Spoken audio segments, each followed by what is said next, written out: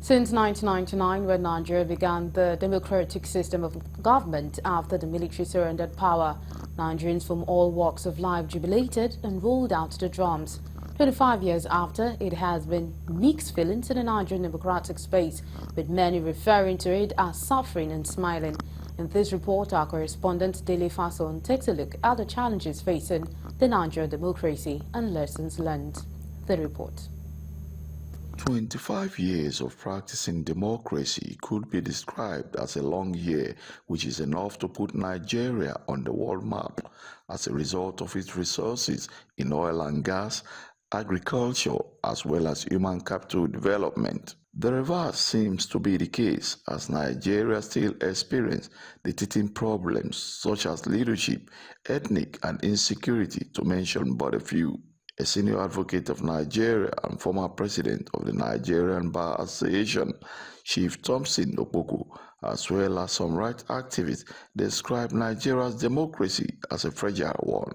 All the world over, people understand that democracy is the right of the people to choose a government of their own.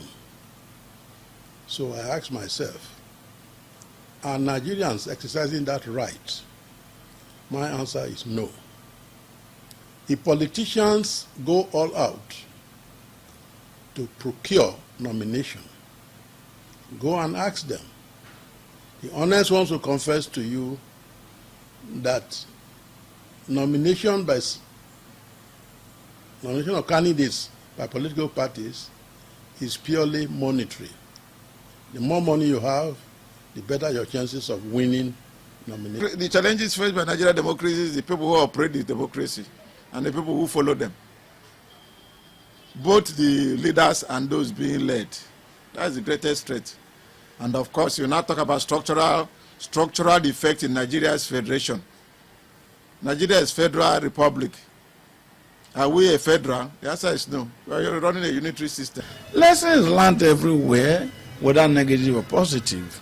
Whereas we've learned now that if we can change our constitution and make sure that nobody who's an incumbent is involved in an electoral campaign again, that will be helpful.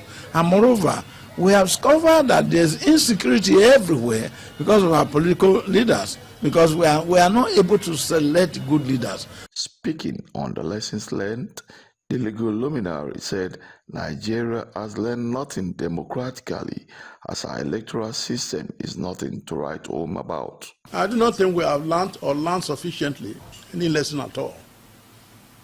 What policy does each of these political parties stand for?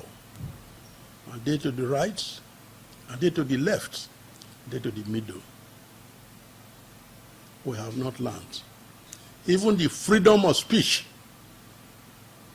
is not there. We have heard recently of a senator who was suspended because he got up and said certain things that was not pleasant to the honorable senators. Is there any right to speak? If there's a right to speak, why should the man be punished? If you have to look at our elections, are we improving our elections? Are we improving our elections? The answer is no. Is Nigeria better? The answer is no. Are people welfare better? Hunger in the land? What is democracy supposed to serve? Is it not supposed to cater for the needs and security of the people? Is Nigeria secured? Do people have food on their table? Are our hospitals better? But the people who are benefiting from democracy are the political. As Nigeria set aside June 12 every year as Democracy Day, the significance of the date will be meaningless unless drastic reforms are put in place in achieving the Nigeria of our dream. From Warri in Delta State, Dele Fason reporting for Galaxy News.